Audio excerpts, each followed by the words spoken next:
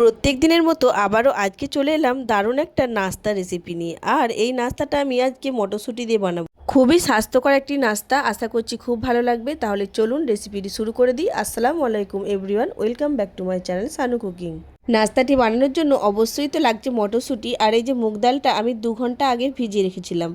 মুগ ডাল আর মটরশুঁটি এই দুটো উপকরণই লাগবে। এবার এই মুগ ডালটা খুব ভালো করে মিক্সার জারে দিয়ে অল্প একটু পানি দিয়ে আমি খুব ভালো করে পেস্ট করে নেব। একদম মিহি করে পেস্ট করে নিতে হবে। পেস্টটা করা হয়ে গেছে, এবার আমি একটা পাত্রে ঢেলে দেব। এবার ওই মিক্সার জারের মধ্যে আমি মটরশুঁটিগুলো দিয়ে দিলাম। আর এখানে দিয়ে দেবো ঝালের জন্য কাঁচা লঙ্কা। এখানে আমি 2টো কাঁচা লঙ্কা ব্যবহার করেছি। আর দিয়ে দেবো 1 টুকরো আদা। আর দিয়ে দেবো এখানে পরিমাণ মতো ধনেপাতা। এগুলো দিয়ে খুব ভালো করে আবারও একটু পেস্ট করে নেব আমি। পেস্ট করা হয়ে গেছে। এবার ওই যে ডালের মিশ্রণটা, ওই মিশ্রণের মধ্যে আমি এখানে মটরশুঁটিটাও দিয়ে দেবো। মটরশুঁটি বাটাটা দিয়ে মুগ ডাল আর ওই মটরশুঁটি বাটাটা খুব ভালো করে মিশিয়ে নেব। খুবই স্বাস্থ্যকর একটি নাস্তা বন্ধুরা, এই শীতে অবশ্যই একবার বাড়িতে ট্রাই করে দেখবেন, আশা করছি খুবই ভালো লাগবে। এবার এখানে দিয়ে দিলাম স্বাদ অনুযায়ী লবণ।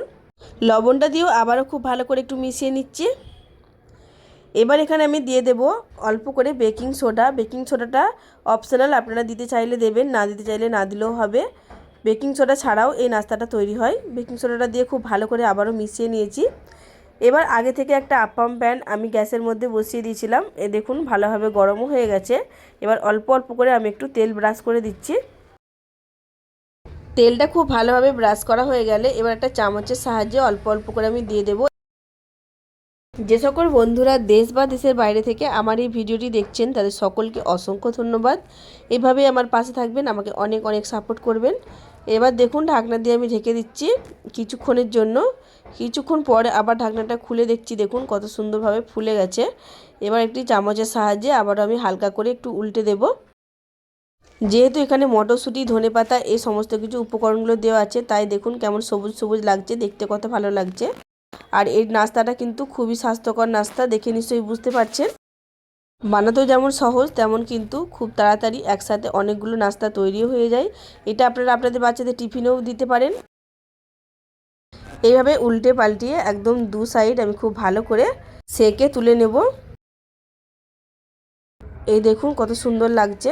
এখন যেহেতু শীতকাল, মটরশুঁটি কিন্তু একদম বাজারে অ্যাভেলেবেল সবসময় আছে, তাই মটরশুঁটি দিয়ে এই নাস্তাটা একবার হলেও অবশ্যই বাড়িতে ট্রাই করে দেখবেন, আশা করছি খুব ভালো লাগবে। আর যদি ভালো লেগে থাকে তাহলে অবশ্যই লাইক কমেন্ট শেয়ার আর সাবস্ক্রাইব করে আমার পাশেই থাকবেন। এই দেখুন একটা নাস্তা আমি ভেঙে দেখাচ্ছি ঠিক কতটা নরম আর কতটা সফট হয়েছে ভেতরটা, দেখুন।